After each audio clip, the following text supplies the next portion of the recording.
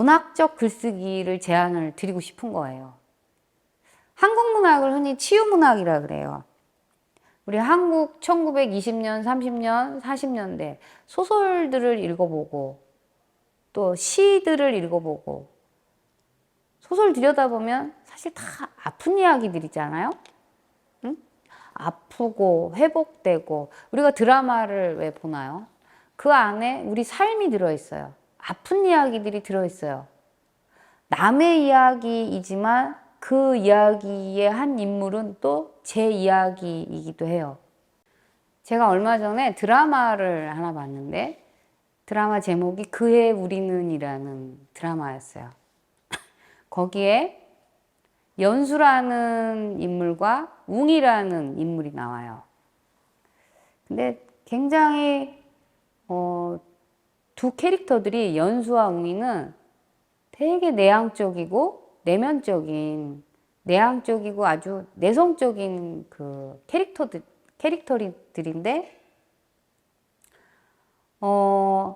그 연수라는 캐릭터는 어려서 부모님을 빨리 잃고 할머니를 혼자 모시고 사는, 그러면서 어린 나이부터 정말 열심히 살았어야 되는 그런 생존이 먼저 앞서 있는 캐릭터였어요.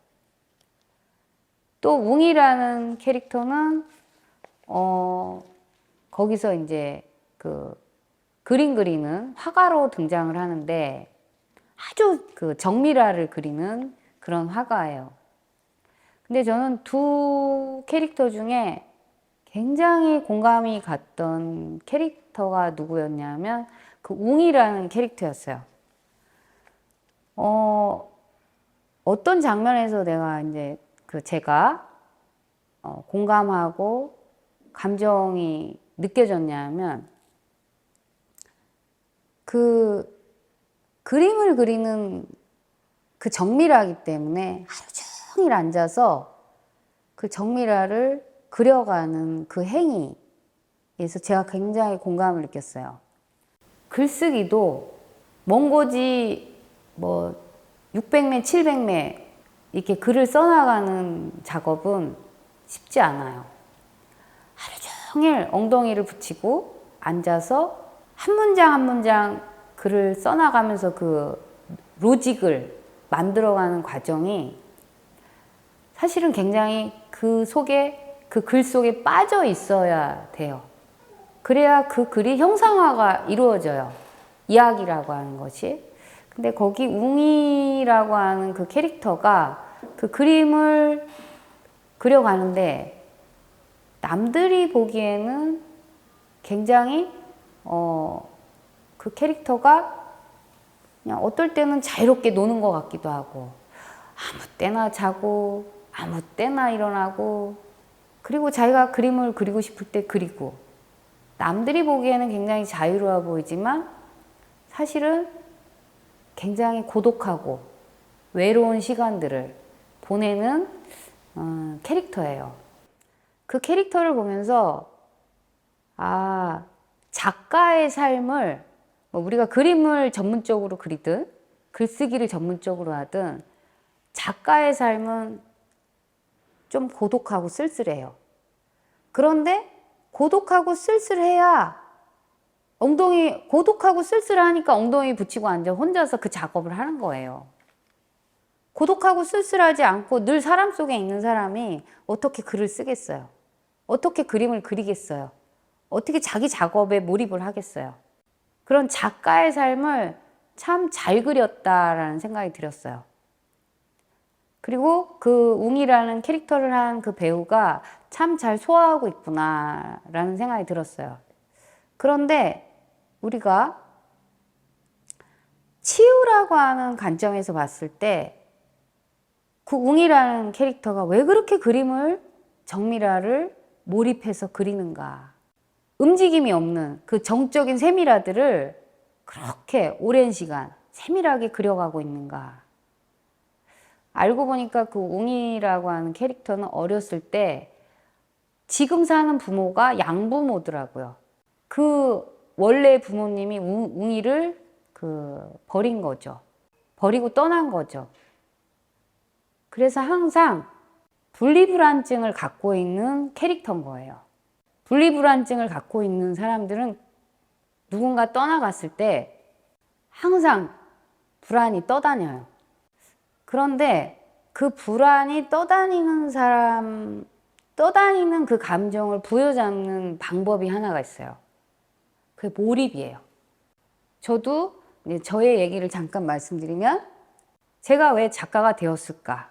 그러니까 왜 글 쓰는 사람이 되었을까? 이런 생각을 해보게 돼요. 초등학교 2학년 때부터 어느 날 저희 부모님이 어장을 하시겠다고, 그러니까 물론 집안은 여러 가지로 경제적으로 안 좋아지고 어려워지면서 부모님이 어느 날 시골에 가서 바닷가에 가서 어장을 하시겠다고 저를 떼놓고 가셨어요. 물론 저는 이제 형제들과, 제가 5남매 막내인데 떨어져 살기 시작했어요. 그러니까 부모님과 떨어져 살기 시작을 했고, 저는 형제들과 살기 시작을 한 거예요. 근데 이제 언니와 오빠들하고는 한 5살 정도 차이가 나요. 그러니까 제가 늘 어린 시절에 혼자 있었던 것 같아요. 그리고 저는 혼자 잘 놀았어요. 잘 놀고, 또 게다가 인지가 되게 느린 아이였어요. 인지가 느려서 다른 사람과 섞여 놀기가 쉽지가 않았어요. 근데 어느 날 인지가 트이면서 저는 이제 초등학교 2학년 때 한글을 알게 됐고, 초등학교 내내 꼴찌를 했는데 어느 날부턴가 글을 읽기 시작을 했어요. 그리고 그 글의 내용들이 쑥쑥 들어오기 시작을 하면서, 그 당시에 이광수의 사랑이라는 책을 어떻게 하다가 이제 얻게 돼갖고, 그 책을 한 권 읽는 걸 계기로 해서 책 읽기가 시작이 됐어요. 책 읽기가 시작이 되면서 그 책을 읽어보니 거기에 참 많은 그 사랑을 보면은 사랑의 감정들이 막, 그 캐릭터들의, 등장인물들의 감정들이 막 쏟아져 나와요. 너무 재밌었던 것 같아요. 그러다가 중학교 때부터 서서히, 뭔지는 모르지만 나도 글을 잘 쓰는 사람이 되어야 되겠다. 글 쓰고 싶은 욕망들이 생기기 시작을 하는 거예요. 글 쓰는 욕망들이, 근데 초등학교 2학년 때 한글 배워서 그 다음 초등학교 내내 꼴찌를 하고 기초 기본이 안 된 사람이 어떻게 하루아침에 뚝딱뚝딱 글을 잘 쓸 수가 있겠어요? 그런데 어쨌든 부끄러워하지 않고 저는 시를 써서 친구들에게 주고, 친구도 그 시를 써서 친구들을 사귀고, 그러면서 글쓰기를 내 딴에는 잘 쓰지도 못하면서 참 즐겼던 것 같아요. 그 드라마, 그의 우리는이라는 그 드라마에서도 웅이가 어려서부터 늘 그림을 그려요. 전 2가지로 봐요. 아, 저 캐릭터가 굉장히 분리불안증이 있는 캐릭터구나. 그리고 분리불안이 있지만 그 불안을 평온하게 잠재워지는 도구가 저 그림이었구나. 저에게도 그런 불안과 그런 어려움들을, 내 내면의 위기들을 극복하는 계기가 글이었어요. 또 책 읽기였어요. 글도 쓰면서 책 읽기를 하다 보니 저는 제 문제를 도피할 수 있는, 제 문제를 회피할 수 있는 도구가 생긴 거예요. 그 도구가 생겼는데, 그 도구를 들여다보니 나와 같은 문제들을 갖고 있는 이야기들이 책 속에 너무 많은 거예요. 상처받은 사람들의 이야기가 너무 많은 거예요. 그리고 그 이야기의 스토리들, 그 이야기의 인물들의 이야기를 제가 재미나게 즐기고 있더라고요. 그러다가 이제 책 읽기에 열심히 빠지게 되고, 또 그걸 계기로 제가 문예창 작가를 가게 되고, 자, 이런 계기가 됐어요. 제가 하고 싶은 얘기는, 문학적 글쓰기로서의 치유라고 하는 것은 무엇이냐. 그건 바로 내 안에 상처받은 이야기, 상한 감정의 그런 상처의 이야기들을 상처를 극복하고자 하는 글쓰기가 바로 문학적 글쓰기예요. 뭐 문학이라 그러니까 막 많은 사람들이 막 어딘가 등단을 하고 어딘가 막 글을 멋지게 써야만 문학적 글쓰기를 할 수 있는 것이 아니냐. 저는 그렇게 보지 않아요. 저도 글을 잘 쓴 사람이 아니었고 또 지금 말씀드리지만 제가 책을 냈을 때 많은 사람들이 저를 도와요. 편집자들이 1차 교정, 2차 교정, 3차 교정, 교정을 봐서 멀끔하게 읽을 수 있는 글들이 나오는 거거든요. 혼자의 작업이 아니라는 거예요. 누구나 다 그러면 책을 내는 것과 내가 내 문제를 해결하기 위해서 글을 쓰는 거는 다른 문제예요. 다시 말해서 내 안에 내 문제를 들여다보기 위한 좋은 도구가 글쓰기라는 말을 드리고 싶은 거예요. 내 안에 있는 내 상처들을 들여다보기 아주 좋은 그 도구, 수단이 글쓰기를 사용해 보라는 거예요. 왜냐하면 글쓰기야말로 내가 받은 상처받은 사건의 그 상황을 내 입장, 상대의 입장을 객관적으로 써나갈 수가 있거든요. 그러면서 그 사건의 상황 속에서 나의 문제와 상대의 문제를 들여다볼 수 있고 그거를 직접적으로 해석해 볼 수도 있지만 또 간접적으로 어떤 메타포를 통해서 들여다볼 수 있어요. 예를 들면은 어머니의 문제가 있어요. 엄마와 나와의 문제가 있어요. 어머니를 받아 나를 배라고 하고 나는 움직이고 싶어하는 성향과 나는 뭔가를 생산해야 되는 어떤 배의 성향을 갖고 있는 나지만 바다는 항상 출렁대고 폭풍이 일어나고 태풍을 일으키는 그런 바다거든요. 그거를 그 어머니를 바다에 비유할 수도 있는 거고 나를 배에 비유해서 간접적 글쓰기를 통해서 나를 들여다볼 수가 있어요. 어머니와 나의 문제를 들여다볼 수가 있어요. 이게 바로 간접적 글쓰기인 거고 또는 직접적으로 분석하고 해석해 가면서 직접적인 글쓰기를 통해서 내 문제를 들여다볼 수가 있어요. 그런데 이 문제를 들여다보려면 직접적 글쓰기든 간접적 글쓰기든 이러나 저러나 정리를 하려면 논리가 필요해요. 그러니까 결국 글쓰기를 배워간다라고 하는 것은 논리를 배워가는 거예요. 왜냐? 나를 정리해야 되거든요. 상대를 정리해야 되거든요. 나와 상대와 얽혀있는 그 문제를 정리해 들어가야 되거든요. 그 정리를 하려면 로직이 필요해요. 논리가 필요해요. 어떤 도구로? 언어라는 도구로요. 우리가 글쓰기를 하려면 언어를 알아야 돼요. 그 언어라는 도구를 갖고서 문학적 글쓰기를 해보자는 거예요. 그 문학적 글쓰기를 하다 보면 내 문제도 들여다보고 상대의 문제도 들여다보고 나와 상대에 얽혀있는 문제 속의 문제도 들여다보고 그 문제 속의 문제를 들여다보면 객관적인 상황들, 무엇이 잘못되었는지를 들여다볼 수 있겠죠. 그것을 들여다보면 그 속에서 치유가 일어난다는 거죠.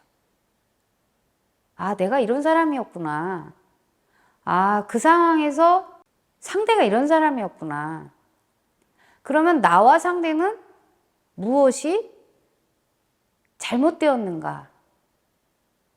그 나와 상대는 무엇을 어떤 정의를 놓치고 있었는가?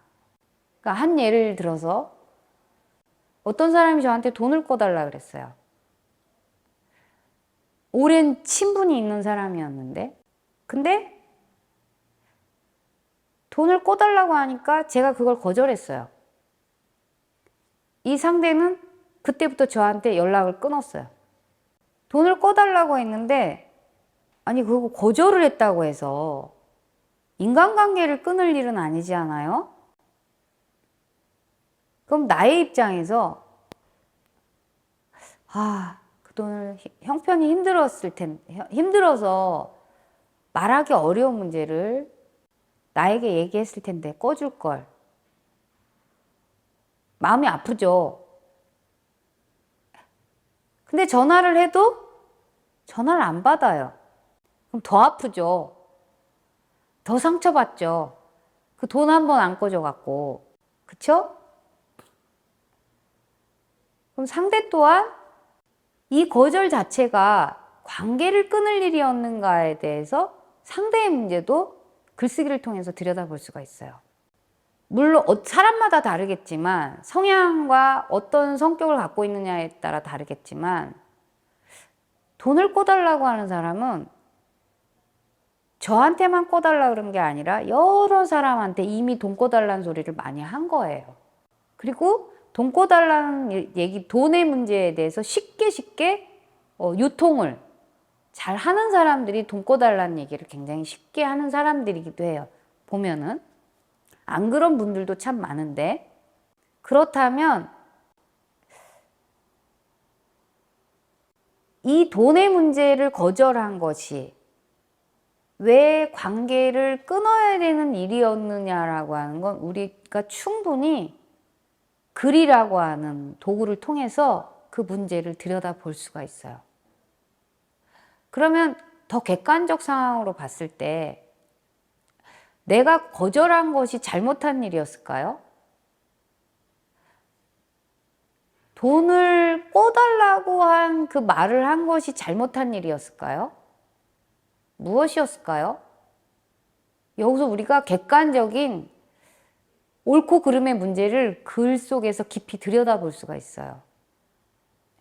거절한 것도 사실은 잘못한 일이 아니고 돈을 꿔달라고 한 것도 잘못한 일이 아니에요. 무엇이 우리의 상처를 줬느냐, 무엇이 우리의 감정을 상하게 했느냐라는 것은 관계를 끊었다는 거예요. 그러면 관계를 끊은 게 나의 문제였기 때문에 관계를 끊었을까? 아니면 돈을 어렵게 꿔달라고 했는데 그걸 거절을 당한, 돈을 꿔달라고 할 수밖에 없는 그 사람의 부끄러움의 문제 때문에, 수치의 문제 때문에 도피한 것인가? 까지 들여다볼 수가 있어요. 이걸 훤히 전체적인 상황을 들여다봐야만 비로소 내 문제를 알 수 있고 상대의 문제를 알 수 있고 그 모든 상황에서의 문제들을 객관적으로 볼 수가 있어요. 그 문제를 객관적으로 들여다봐야만 비로소 우리가 이럴 때는 이것이 합당한 결정이었겠구나 라고 하는 것을 수용하게 돼요. 그것이 수용되어야만 비로소 치유가 일어나게 되고 똑같은 문제가 발생을 했을 때 좀 더 그 똑같은 문제 안에서 나의 행위가 변화를 일으키겠죠. 그 변화 속에 치유라고 하는 것들이 서서히 일어나요. 내 내면의 치유. 거절을 해도 이 상황은 거절해야 되는 상황이었기 때문에 거절한 거고, 이거는 내가 돈을 꿔줘야 되는 상황이기 때문에 돈을 꿔준 거예요. 주체가 서죠. 돈을 꿔줘야겠다라고 하는 내 주체가 바로 섰을 때 돈을 꿔주고 나서 문제가 발생했어도 알고 간 건데 뭐 하고서 비로소 그 문제를 해결할 수 있는 방안을 찾아요. 그런데 그런 내 안에 있는 문제들이 수용도 안 되고 인정도 안 되고 한계의 문제, 내 한계가 뭔지도 모르는 상태에서 그냥 단절과 불화를 겪게 되면 계속 상한 상태로 가는 거죠. 우리가 이런 상한 감정의 치유를 문학적 글쓰기를 통해서 한번 해보자는 얘기를 드리고 싶어요. 글쓰기로서의 그러면 글쓰기를 통해서 우리가 받을 수 있는 어떤 치유의 효과를 좀 정리를 해서 말씀을 드릴게요.